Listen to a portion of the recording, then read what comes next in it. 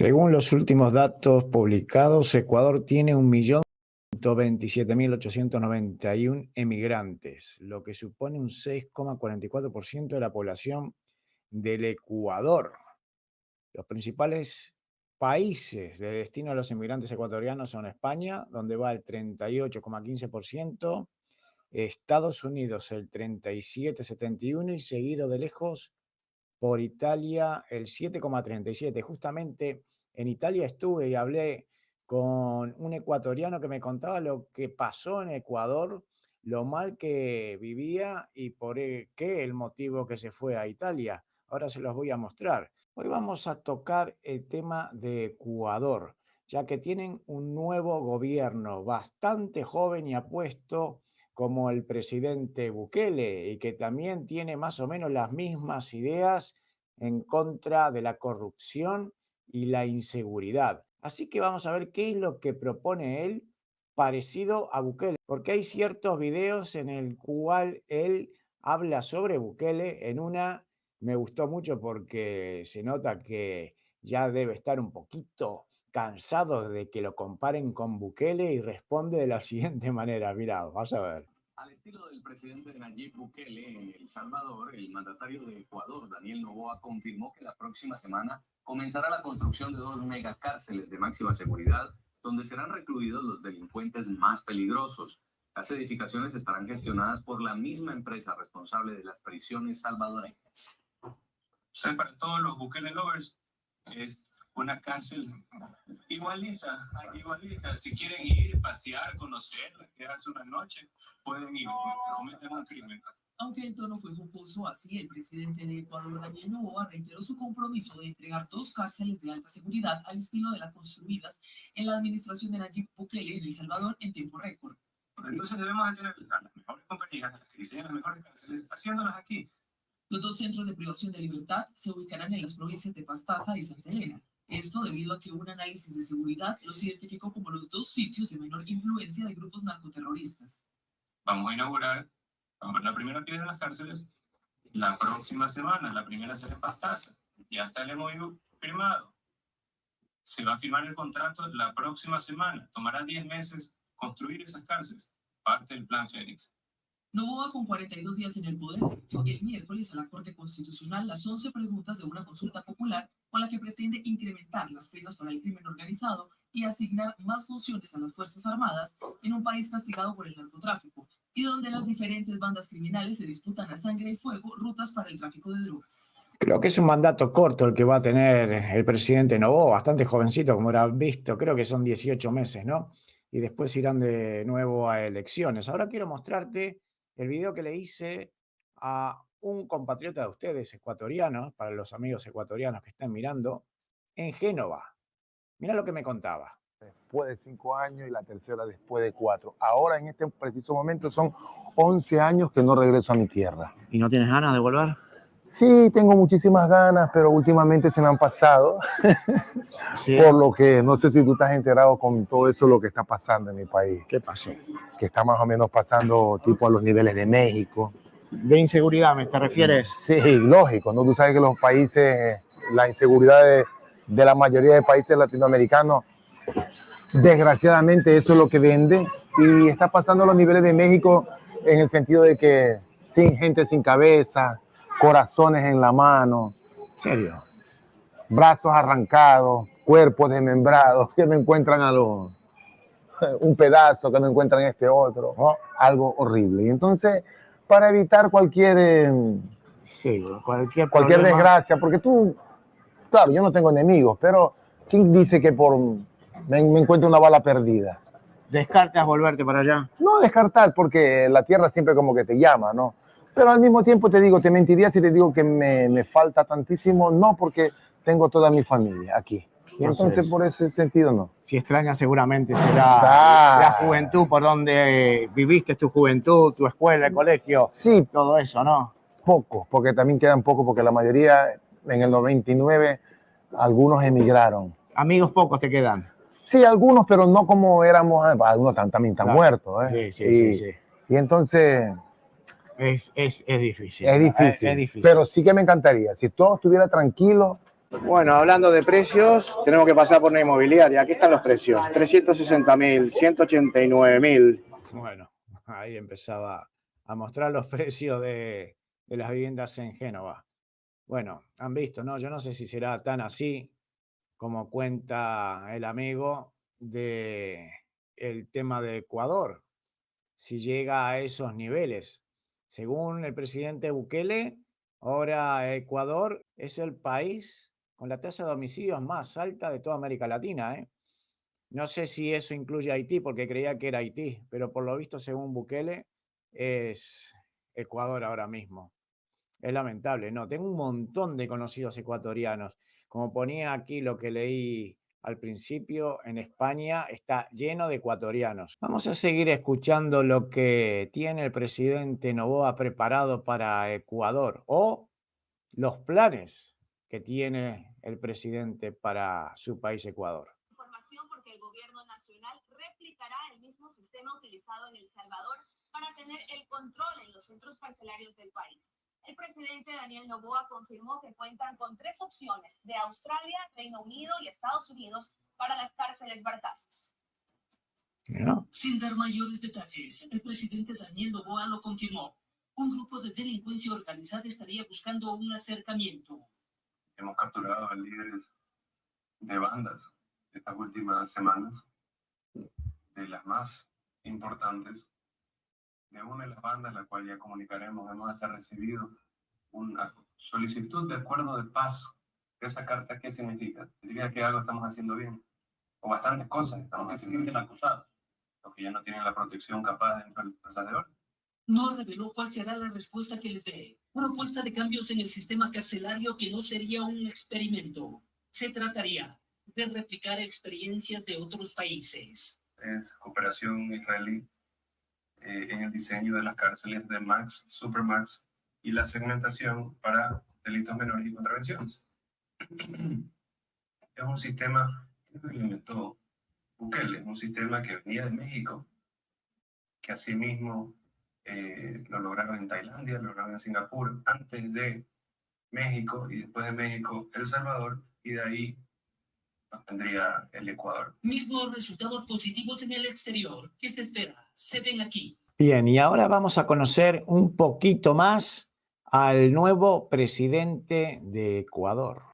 Es joven, es rico y dice no haber pertenecido a la clase política. Daniel Noboa quiere que su imagen de hombre exitoso se traslade a un Ecuador en crisis. Sin embargo, el nuevo presidente de Ecuador concentra distintas dualidades. Se desplaza en helicóptero, pero dice tener vocación de servicio social. Se muestra como hombre de familia, pero está divorciado y su primera mujer, Gabriela Goldman, le acusa de infidelidad en pleno embarazo. Dice no pertenecer a la política, pero su padre, Álvaro Noboa, y el hombre más rico de Ecuador, se presentó 5 veces a las elecciones presidenciales. Un día después de las elecciones, Y critica el enfoque punitivo que ha tenido Ecuador en materia de seguridad, pero promete militarizar cárceles, puertos y vías, además de armar fuertemente a las fuerzas de seguridad. el Plan Fénix consiste en varios puntos. Primero, militarización de las fronteras, pero con tecnología, con un sistema de drones, con sistema de radares, de verdad. También en los puertos tener doble pesaje, escáner y presencia militar adentro de los puertos.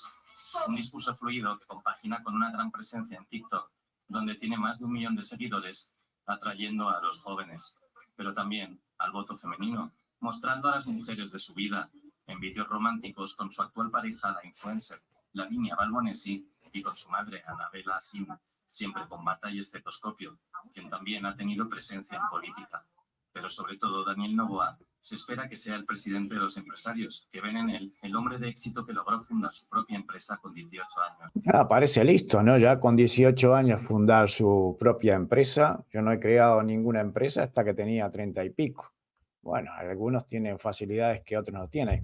Bastante tendencioso lo que acaban de decir, ¿no? Buscándole ahí la quinta pata al gato. Pero bueno, vamos a ver ahora un reportaje que le hacen un poquito más largo, con preguntas bastante profundas. A ver qué responde el nuevo presidente de Ecuador. Vamos a verlo. Tengan en cuenta que esta entrevista fue unos días antes de las elecciones. para conocer sus puntos de vista frente a esta elección presidencial del 20 de agosto próximo y los grandes desafíos que tiene el Ecuador. Cierto es que en primera línea está la inseguridad, la violencia, estos hechos que se han evidenciado no solo los últimos días y horas, sino durante la etapa reciente en el Ecuador, sino también hay problemas serios económicos, de empleo, de trabajo, de pobreza, que efectivamente los candidatos están obligados a responder, y no solo los qué, sino los cómo piensan implementar estos acuciantes problemas que tienen los ecuatorianos. Quisiera empezar con el candidato Daniel Noboa Asín, con un tema que es evidente, no es el único, pero el que está en primera línea, el tema de la inseguridad. ¿Cómo enfrentar? ¿Usted estaría de acuerdo en firmar, más allá de las diferencias políticas, los planes de gobierno, en firmar un acuerdo de seguridad de todos los candidatos, ojalá de todos los sectores por el país, a fin de generar, recuperar la paz en el Ecuador? Muy buen día. Buen día. Creo que firmar un acuerdo entre todos los candidatos en el cual tenemos propuestas totalmente diferentes es un poco complejo, pero nuestra propuesta... Claro, solo sobre la seguridad, nada más. El resto cada cual plantea sus. Sí, pero tenemos visiones totalmente diferentes. Por ejemplo, Yacu Pérez habla de la educación, no habla de mano dura, no habla de protección de fronteras, no habla de segmentación de cárceles, que nosotros sí lo proponemos, y tampoco que haya presencia militar en los puertos de contenedores donde sale la mayoría de la droga. Entonces, hay planes de seguridad que están totalmente opuestos. Nuestro plan de seguridad no tiene nada que ver tampoco con el plan de seguridad del correísmo. Por ejemplo, para nosotros primero es muy importante tener un sistema nacional de inteligencia. Hoy en día hay 3 grupos de inteligencia, el de la policía, el del ejército y uno que reporta al presidente de la República. Al tener, y en esto lo tenemos en un preacuerdo con el gobierno de Israel, un sistema de inteligencia comprensivo en el cual exista vigilancia en las zonas urbanas, existe también vigilancia con drones en las fronteras, militarización de las fronteras, control en los puertos y también segmentación real de las cárceles.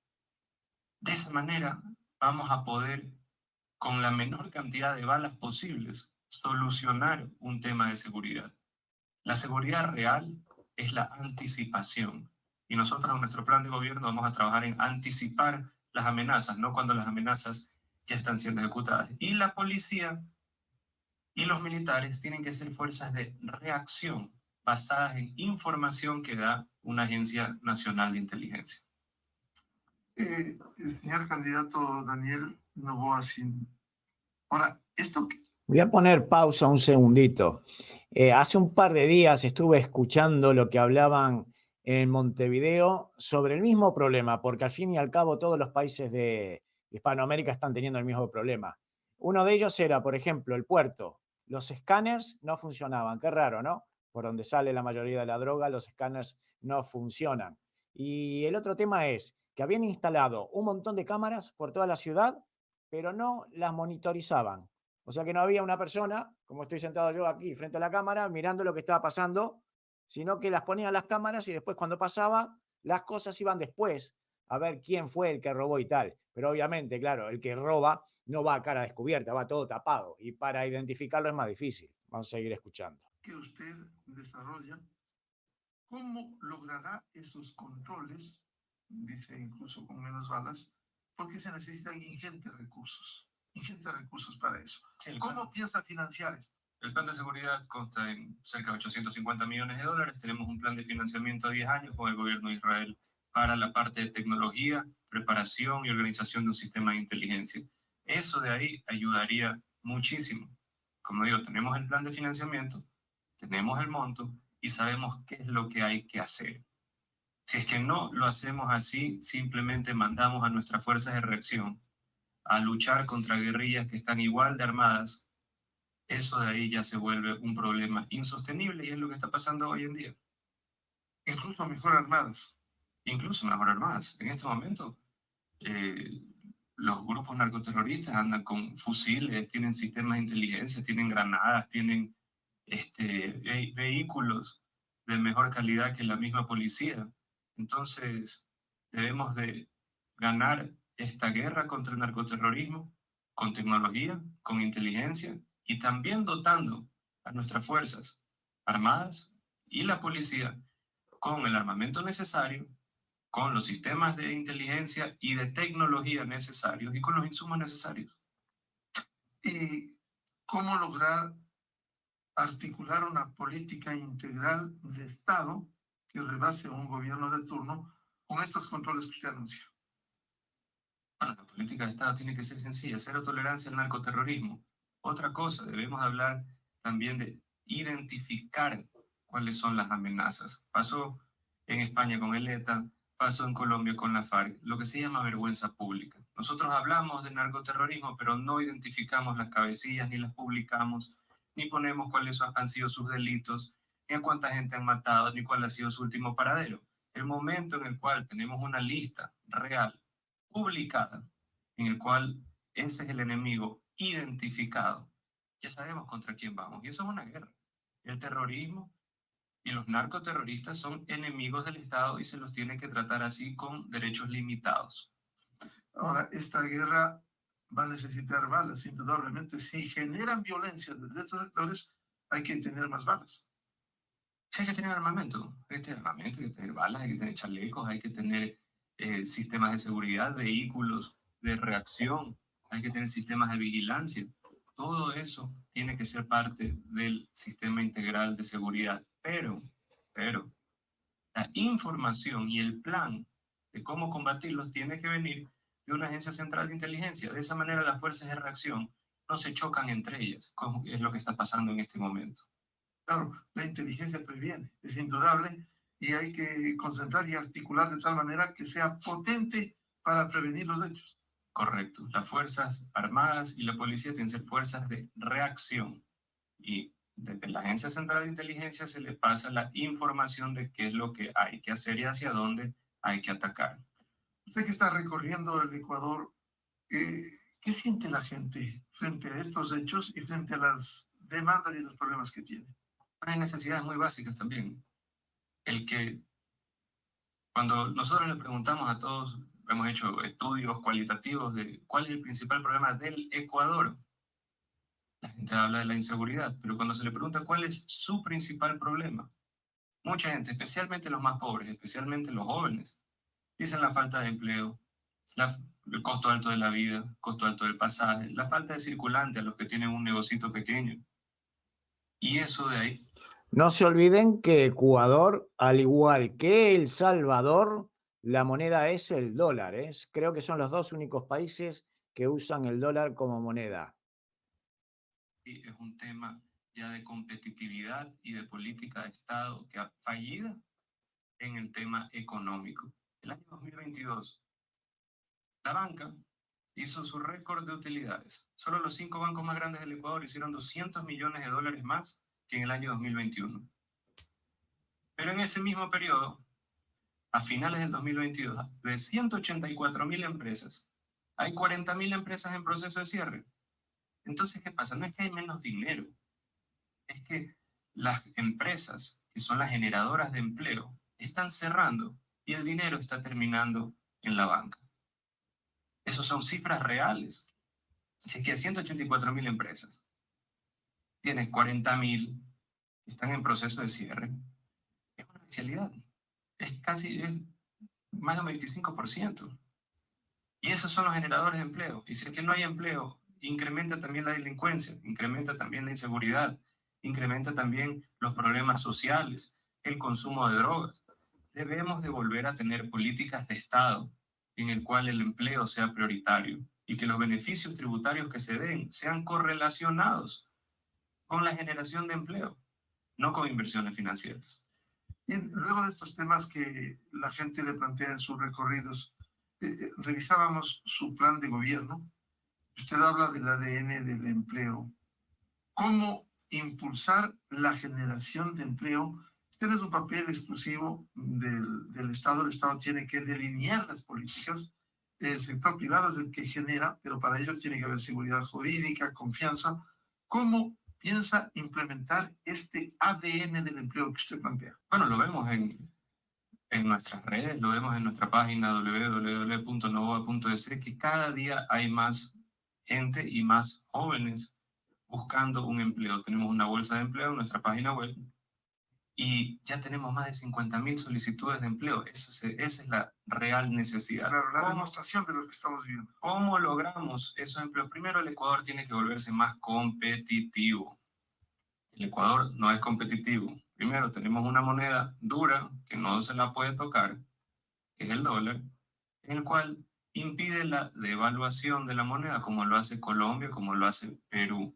Y cuando quieren exportar más o producir más, devalúan la moneda. De esa manera exportan en dólares, producen en pesos o en soles, con una moneda devaluada. Nosotros tenemos que volvernos competitivos en los otros elementos. Nosotros vamos a bajar en un 22% la planilla de luz. ¿Cómo? Inversión en transmisión eléctrica.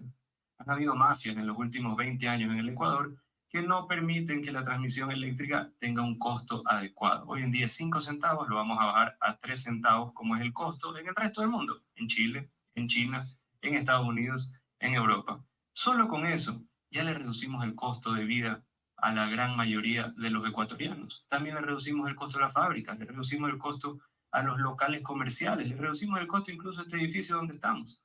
¿Por qué? Porque la luz será más barata. Con inversión pública y alianzas público-privadas.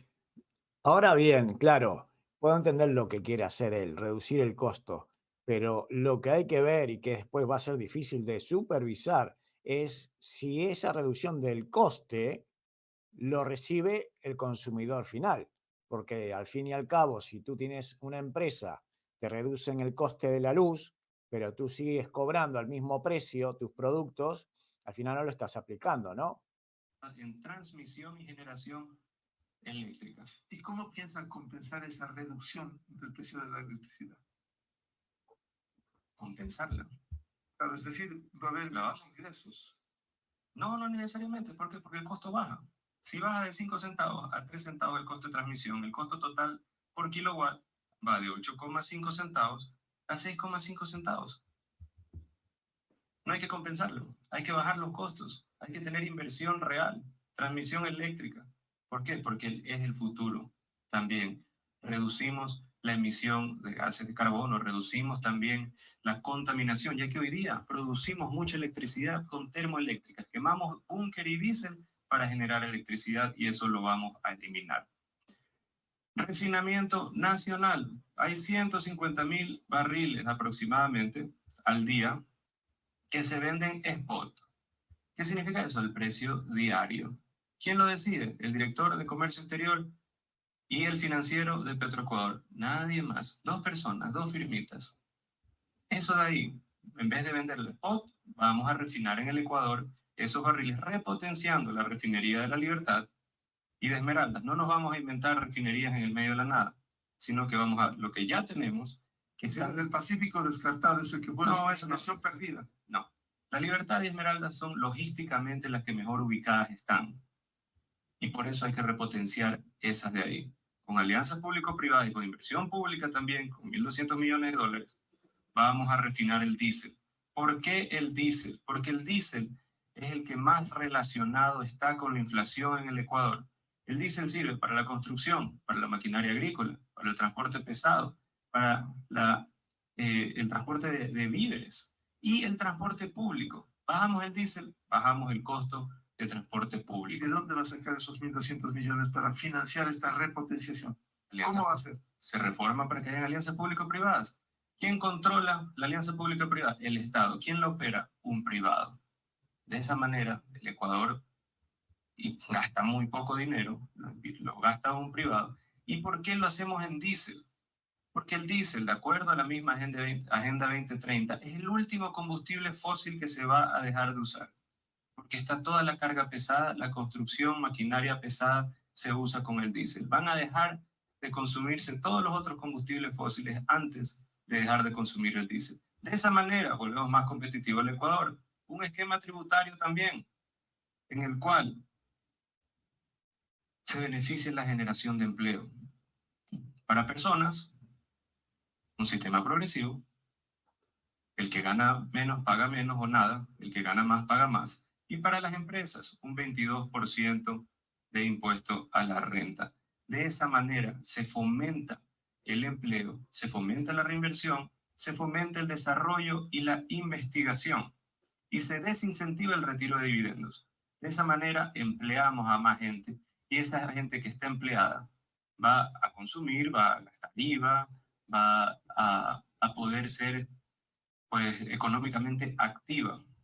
Bien, espero que este nuevo presidente pueda aplicar todo lo que tiene en su cabeza, que parece que lo tiene bien estudiado, y pueda lograr lo que ha logrado el señor Nayib Bukele en El Salvador. Ya han visto, Ecuador es un país con muchos recursos, muchísimos, pero lamentablemente está pasando por una crisis de inseguridad que él también piensa que primero hay que terminar con esa inseguridad para que después el país progrese y genere confianza y los inversores vayan a ese país y que lo levante de una buena vez y todos los ecuatorianos de bien que han tenido que dejar su país puedan volver y disfrutar tranquilamente de una buena vez como todos los que pasamos este proceso de migración que lamentablemente tenemos que dejar nuestros países o tuvimos que dejarlos por temas de inseguridad o falta de oportunidades. Mis amigos, les deseo que pasen ustedes un feliz día y nos vemos en el próximo video. Chao.